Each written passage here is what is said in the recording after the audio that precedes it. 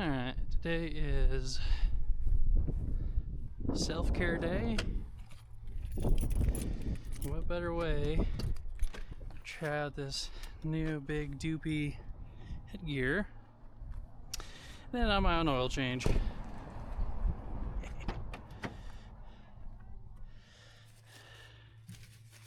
Got some gloves to reuse. Pick goes there. And it's a 14 on the drain plug. And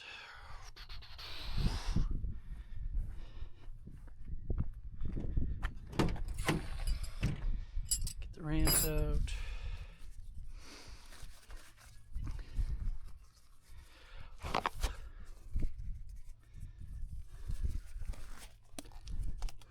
Oh, you take the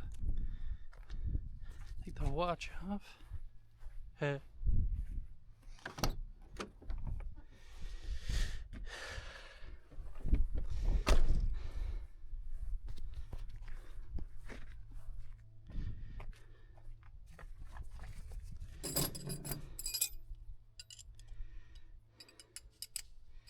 What do you get?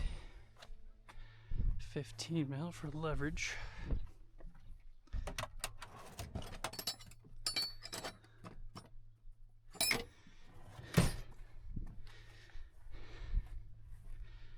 Nice thing about having the experience of doing so much work is eventually you start remembering what automakers use what general size heads of bolts. So Toyota and Honda, they like 10, 12, and 14. A lot of American is American metric, like GM and Ford. I'd say Ford's kind of all over the place. GM was really popular with doing 10, 13, and 15, and then 17 and 19 and so on. Toyota would do the same thing, in Honda. Their bigger bolts, they would go to 17, 19. Alright, for the Toyota, let's see here. So on the Toyotas, to reset the oil change indicator, which is the maintenance required light, either put it on base odometer, hold down the reset button or the odometer trip button, turn it to on, and nothing's happening. So what you got to do, if that doesn't work, you put it on trip A. Oh, and see the dashes are shrinking. That means it's resetting. Boop, flash, flash, flash, bingo. Now our oil life thing with Bob is done. Get up on the ramps, nice and gently. Personally, I really like the ramps. Helps me, I don't know, they're just nice and easy to get up on.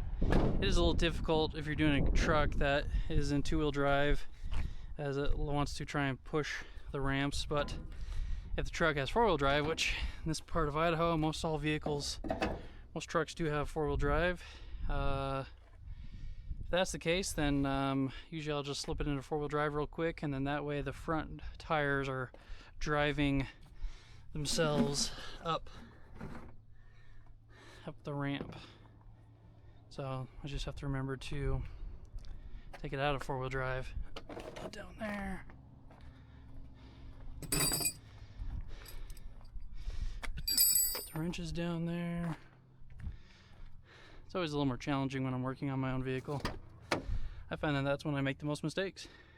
Why, you might ask? Well, I don't get paid to work on my own car, and I'm not used to that. So, since I know what I'm doing, I get in a hurry. So thankfully for everybody else, all the mistakes I make are simply done on my car, not a customer's car. Put a little adapter there, small extension, trusty dusty socket, and where did brake cleaner go?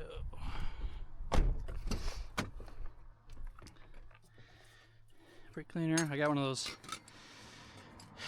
refillable brake cleaner jugs and a gallon of brake cleaner, and haven't really spent time to kind of get used to it. I gotta modify the nozzle a little bit so it sprays like how I want.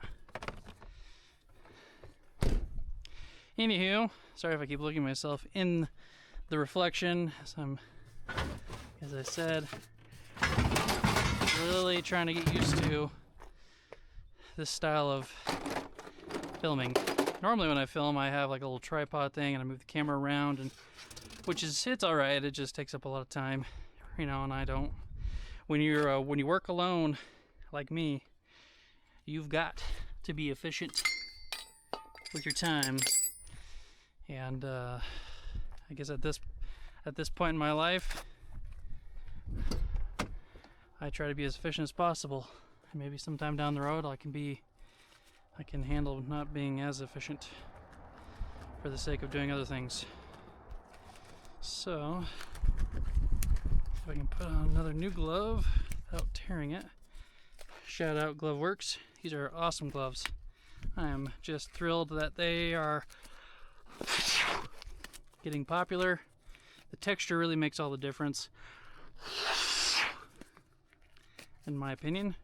I feel like they last really good. They're not overly thin. They do eventually tear, but sometimes I do get multiple uses out of them. It's a little more challenging during the winter time. I feel like when it gets cold, they get a little more brittle. So come in here, grab my filter.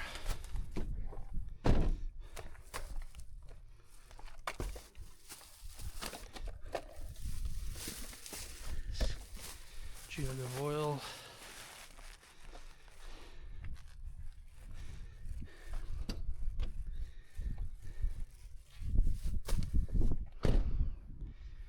Now what I'm wondering is, whose is that? That does not come from my truck. That looks like that came off the front of someone's car, but who was parked here last? Huh. Hopefully a worker on one of these houses.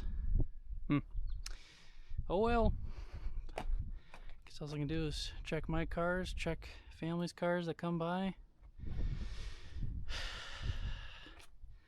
Another good tip is always check the oil before you drain your oil. And it's right at the bottom of the range. Oil still looks really good though, but that's probably because I do add oil. This does burn some oil. I think it's because it's either I need to replace the PCV valve, which I need to do anyway. This car's got 285,000 miles, and but this particular engine, the 2.5, I love Toyota. Everything's, you know, every car automaker's got their own little things here and there. Apparently they had some oil control rings that would get stuck. It was all for the sake of efficiency, and they'd get stuck in their little ring lands over time, so it caused oil to get burned. So I'm hoping that the PCV valve, if that's stuck, that'll be the thing to start with. I always tell all my customers, anyone who's working on cars, always start with the easiest stuff first. Stuff that is, you know, because it really is kind of hard to pin down exactly how it's burning oil. More likely it is the piston rings, but a stuck PCV valve can cause oil consumption. So just that's all I gotta worry about. Oh, and of course I let my creeper sit in the boiling sun for a hot minute. Now, I will say I was kind of slightly ashamed of myself that after all these years, I was not aware, or as aware, as to just how beneficial this little cap is. And if you don't change your own oil, then it's of no concern to you. But I'm assuming if you do change your oil, you probably know this little doodad here. Come in here, and I just like to. Oh, and that's half the reason why I don't like doing this, because half the time that's half the battle. when I can just accept my fate and loosening the cap and letting oil kind of drizzle out. But there we go. So what that does is that drains the whole oil filter housing, which is very helpful. So that way when you take the cap off, it doesn't all just gurgle out. Kind of wish there was something like that I could do on every oil filter, even a canister style or a can style. Like something I could hammer in the bottom, and then when I pulled it out, it would like plug up. So that way, when I take the filter off, I can leave it facing up so it doesn't just continue drizzling all over the place.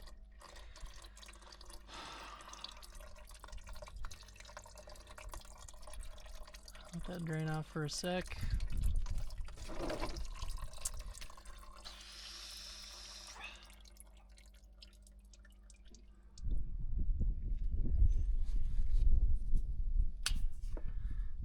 That pop out. There goes the O-ring.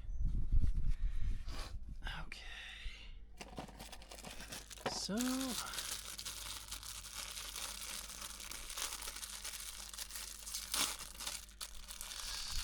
snag a new O-ring.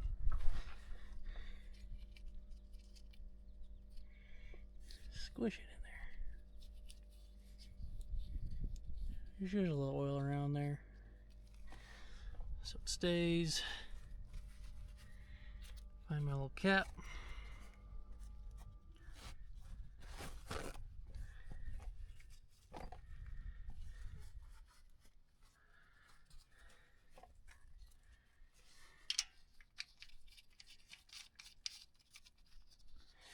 Again, sorry if the view looks a little funny. I am not used to having the camera right on my forehead, so where my eyes are looking, I'm hoping that you are seeing somewhat of the same thing.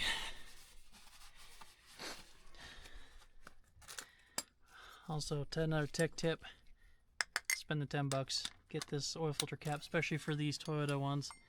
They it is not advisable to try and use an oil filter wrench on the plastic. It will just muck it up.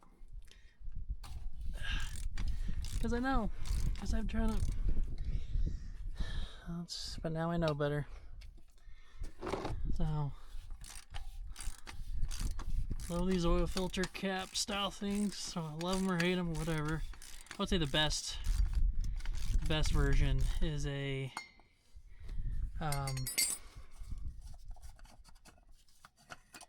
the ones on like the Pentastar 3.6 where the filter, or on some of the other newer cars like Subarus where the filter is on top of the engine.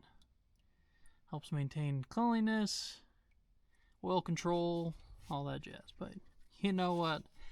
They didn't call John for ideas on what kind of oil filter assembly they should use. So I'm going to just keep my yapper shut and continue on my merry way. So, I forgot my little screwdriver. Oh.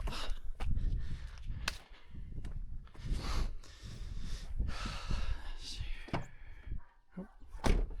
Screwdriver there.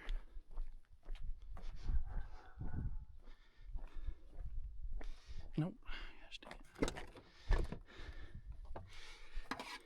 See what I mean about being terrible with my own cars? I couldn't even remember which door to open.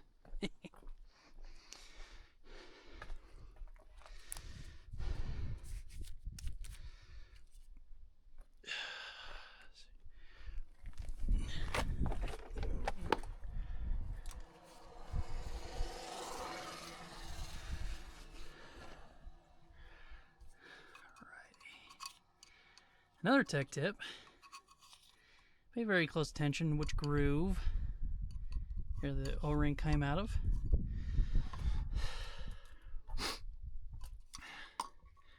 Had a customer one time do his own oil change and he didn't quite notice which groove the O-ring came out of. So, work that down. Now, spin that around. This will help kind of untwist the O-ring from itself since it kind of rolled it down. Some purist individual out there probably has an opinion about how I did that, but you know what? Whatever. So, put a little juice on the O-ring.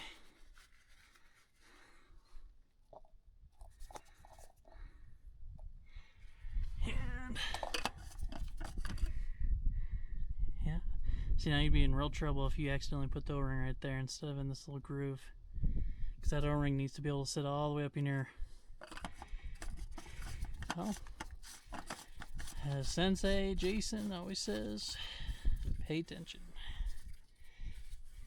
Another nice thing I like about these Toyota can assemblies is that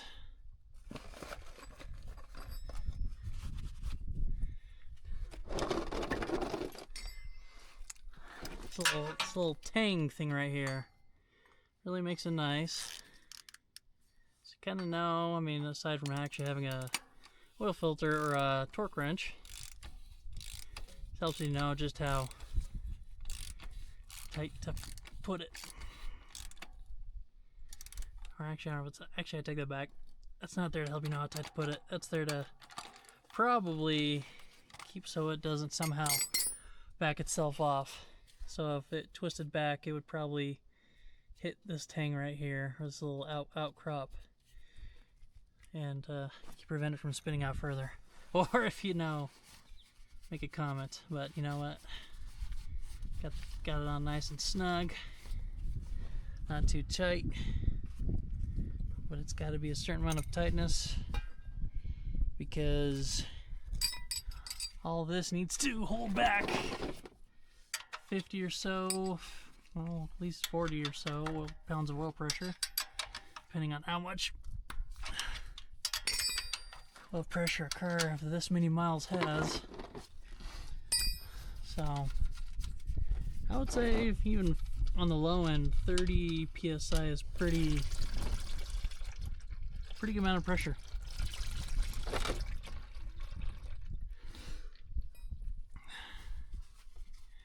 Nice and black. Go overall.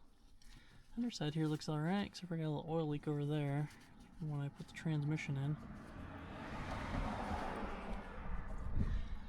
I'll check that out here in a minute.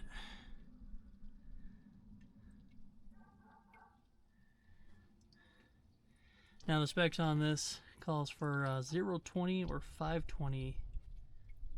And personally, I like the 520. Because personally, I don't really know. It just feels like sometimes with oil weights, it's like a race to zero. I mean, now we know oil, Toyota is doing 0W8, 0W16. I mean, that's cool and all. I don't really know. I just feel like at what point does it end? We can have 0-0 someday. We can have oil that just runs off hopes and dreams. Like what's the end game here? But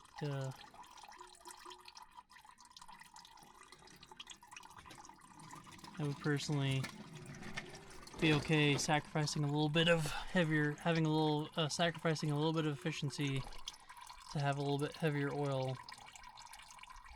Personal preference.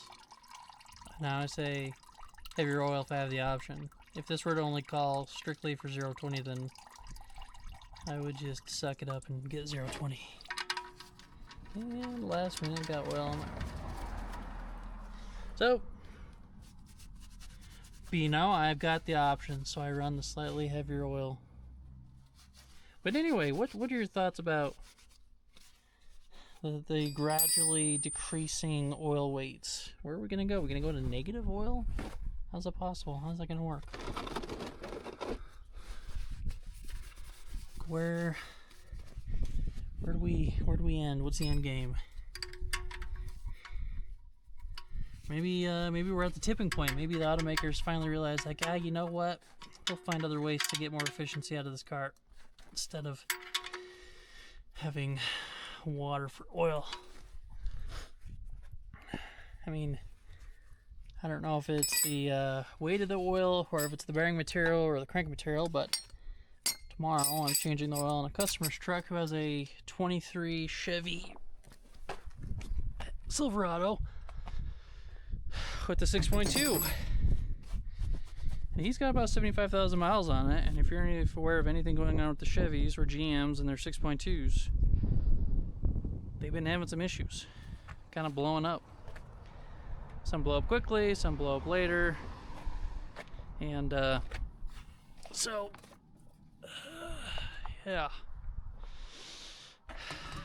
And the interesting thing is that GM released a tech bulletin that said if this is the original engine and has been replaced already, then you need to run 0-40, which is kind of a hefty weight. But if you have had the original engine replaced, the new engine goes back to 0-20. So how about that? So I've been running 0-40 in this customer's truck. He just keeps cruising along. Thankfully for him though, he's a area salesman, so he drives on the highway a lot. And if you didn't know, the highway is the best place on earth for any vehicle. That's where you want to get longevity out of a vehicle, drive it on the highway, because that's where you have that's where everything's consistent. Smooth operating conditions, smooth roads, consistent RPMs, consistent loads. You know, it's really the idling, start, stop, accelerate, decelerate. Ah, what in the world? Crap on a stick. Oh, shoot. Looks like I need to clean that up. Oh, you know what? Just found out where the oil's coming from.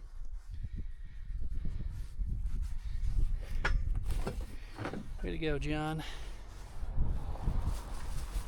Way to go.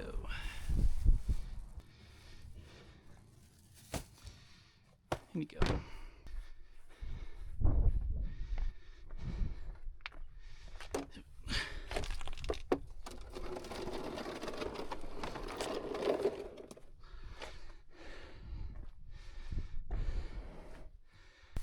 Like I said, I suck the worst or most when I'm working on my own stuff.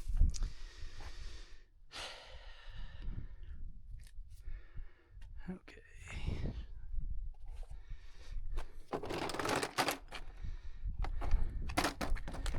Leave that there for a sec. Of course. There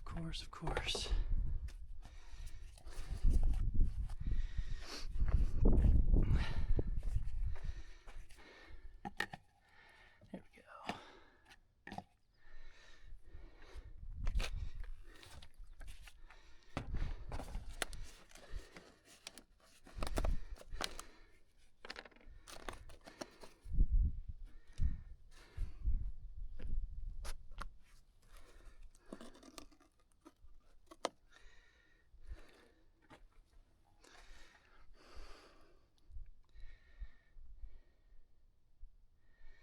Another handy tip is, depending on your style, how the oil goes in. If you can see down there where the funnel's going into the actual valve cover, be aware of how big that cavity is. I've had plenty of times where I've poured in oil too fast and the funnel seals off against the it's fine, but then the rate at which the funnel's letting oil in is greater than the oil can get past the little baffle. And what it does is then it forces oil up past between the funnel and the valve cover, and then you've got oil everywhere on top of your valve cover. And then you get to full stop real fast, chase the leak, wipe it up, get the brake cleaner. So more tech tips.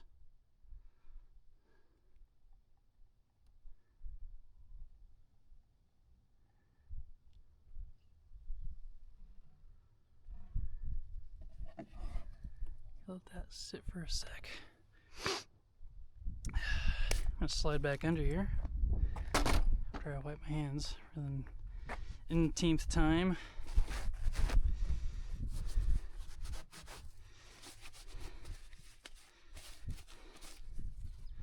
Check out this oil leak. Can't believe that oil leak is from me. Oh, look at that. And I got oil on my shirt now.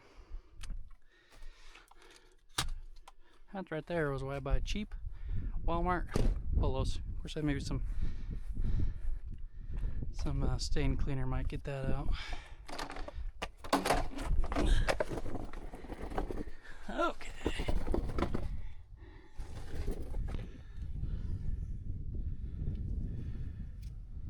All right, where's this coming from?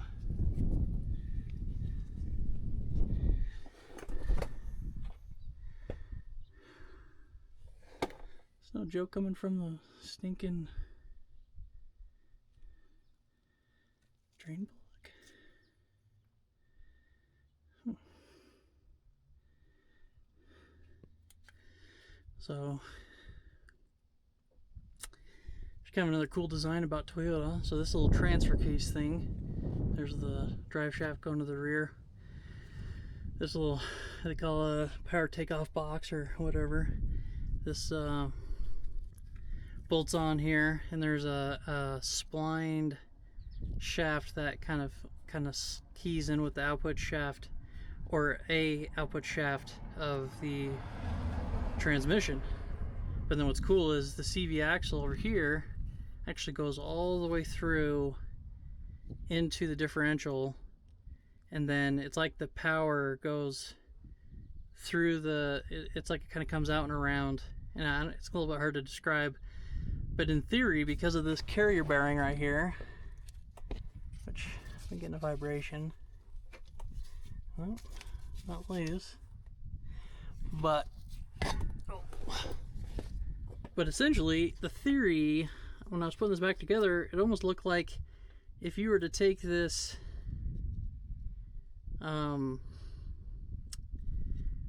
because there's an output shaft seal for the transmission, between the transmission and this transfer case, you could theoretically, from what it looked like, take off this little transfer case box, still have the CV shaft go in, and it would still all stay sealed up. So this would be like effectively converted to like a front wheel drive car. I don't know if that's actually a fact, but I was just like looking at the way everything's sealed up, the way the CV shaft goes all the way through. I mean, this and that. It was just it was a theory. So anyway, hopefully that's leaking from the drain plug and not from here, because it was leaking from here. That means the seal in there. And I really do not want to take this back out. This was a straight bugger. It was not fun. Because there's a motor mount back there blocking the way. I got, Anyway, at this rate, depending on how, I don't really notice a whole lot of oil dripping on the ground. So maybe sometimes the easiest thing to do is, just whenever every now and then, just check the oil level. Same goes with like the rear main seal. You got an older car, rear main seal could easily set you back $800 to $1,000 or so, depending on a few factors. But generally what happens is they pull the transmission to do the rear main seal, and if you got a high mileage car, sometimes it's easy enough just to keep oil in it. Just check the oil, just add oil. It's kind of how I feel right now about what I was saying earlier about the piston rings. I could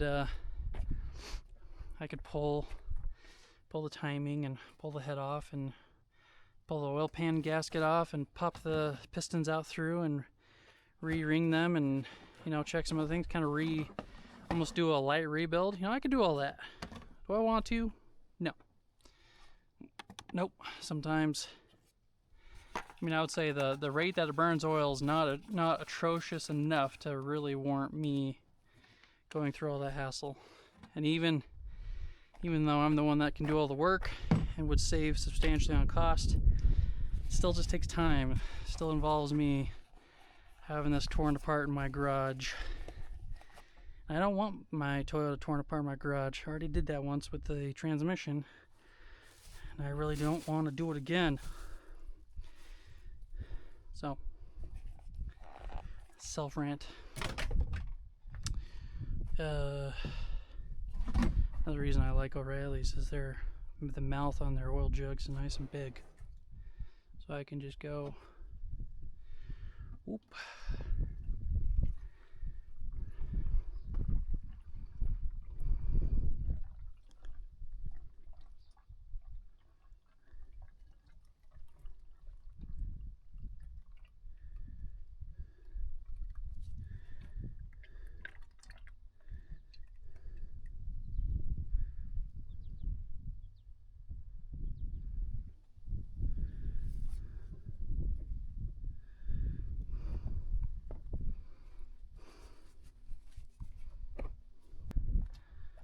Back this off the ramps, put the ramps away, and check my oil.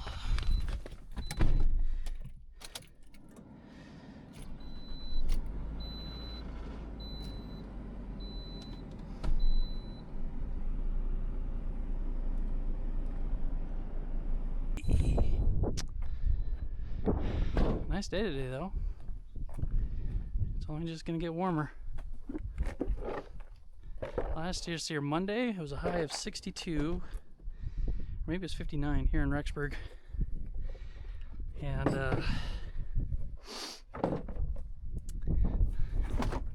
by golly, did it feel it. It rained a ton too, but you know what? I'll take 62 every day if that meant us getting enough rain, because we are behind on the water this year. So come in here. Remember, another tech tip, always check your oil with the engine off on flat level ground. Start up the engine, pull the dipstick, wipe it, and then pull it, check it. Now it's going to be kind of hard to see. In fact, it's probably hard to see. It's right there. You got to be real careful. See how easy it is to not see where the oil ends. You can see where it's slightly golden. Sometimes the dipstick, there are all sorts of different types of dipsticks out there. Sometimes it is really easy to mistake there not being enough oil in there when there is. So I always like to pull it off. I can't tell. I always like to get up here and have it at eye level where I can see the fluid, the actual reflection of the fluid, where it differs from the dipstick to the fluid. That's how sometimes what I've had to do. Because you know what? There's problems when you run out of oil. And there's problems when you have too much oil. Problems, problems, problems. Anyway, that's the oil change for the day in the old Yodi. Tried and true. I was supposed to sell this car when I finished putting the transmission in it, but by golly, gets good mileage. It's probably average of 25. Has a little push button four-wheel drive. I think it actually will kind of put itself in four-wheel drive if it slips, which is kind of cool. As well as it's got the roof rack, has a hitch on the back, easy to get to spare tire. I always used to think how doopy it was to have the spare tire in the rear door. But man, you want to talk about a terrible place to have a spare tire. That van right there, it is in the middle of the van. Like literally the mechanism to turn to let hit the thing down is right under the middle of the center console. I mean, you know, I personally haven't done it on my van or my mother-in-law's van. Hey, there's the poop guy. But I don't intend to ever have to try, but I'm prepared for the day when the day comes.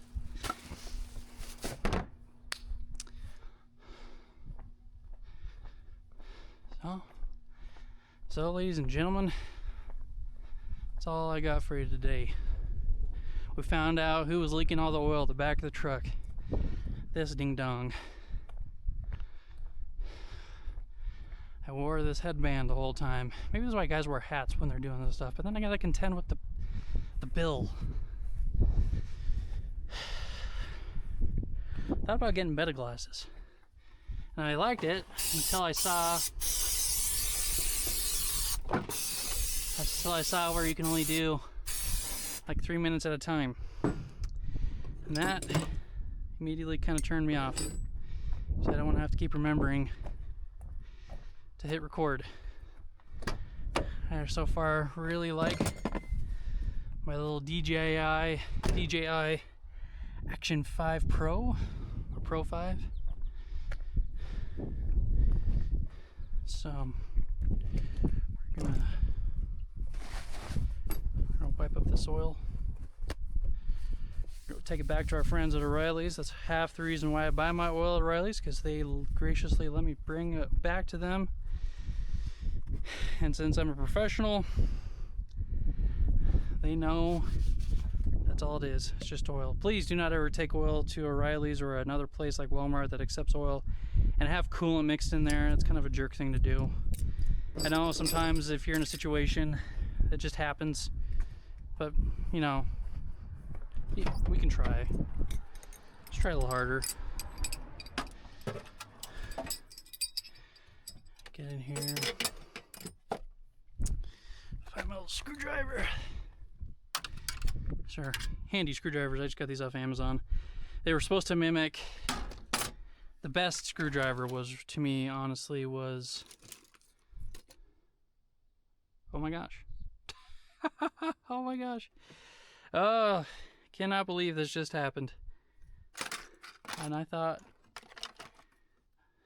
was these little snap-on screwdrivers. Real stout. Had the magnet. The magnet is huge, but this little thing's great for picking at connectors. I thought I didn't have this, because every time I opened the drawer, I saw this one, which has a busted tip. And oh my gosh, and I didn't want to keep tracking down the snap-on guy, so I bought like a 20 pack of these little doodads. Oh my gosh, I cannot believe this just popped up. What are the odds? See? Sometimes it's worthwhile to slap a new thing. Oh my gosh, I'm gonna have a serious indent on my head when I get done taking this off. If I get done, what are the odds? Sometimes you discover things when you break the norm. You break out of the habits. That still kind of annoys me. I really like this shirt. I know it's a Walmart polo, but I really do enjoy it. It's got the little golf tees and drinks and stuff. You might say, well, why are you wearing that, John? Well, you know what? I've got a lab coat in the truck, and it is hot, like crushingly hot to wear during the summer. All for what? So honestly, I'd rather just have some cheap polos that I can beat up. And these ones fit good too. Shout out to Ben Hogan. Probably never thought they would have a mechanic doing a shout out to them about their polos, because he wears them when he's working on cars. But you know, look at this. I mean, I'm wearing my tennis shoes, my cargo shorts. I've realized that, you know, you don't have to look like a stereotypical person based on whatever industry you're in. You know, I could be wearing usual mechanic garb, dirty head to toe, gunky. That's why I keep wearing gloves now. I'm just getting tired of having mucked up hands and dirt under my fingernails constantly, and I feel like the missus tolerated it surprisingly well in a very Christ-like fashion. But I thought, you know what? I have a feeling getting all this grease on my hand probably is not good. So it only took me 10 years to accept that. So anyway, I always tell people, say, you know what? You wouldn't judge your surgeon. You wouldn't judge your surgeon based on how good he is, based on how much blood he's got on him. Because you know what? Surgeons generally wear a nice shirt and tie, and then they put on their scrubs. So those are your tech tips for the day. See you next time.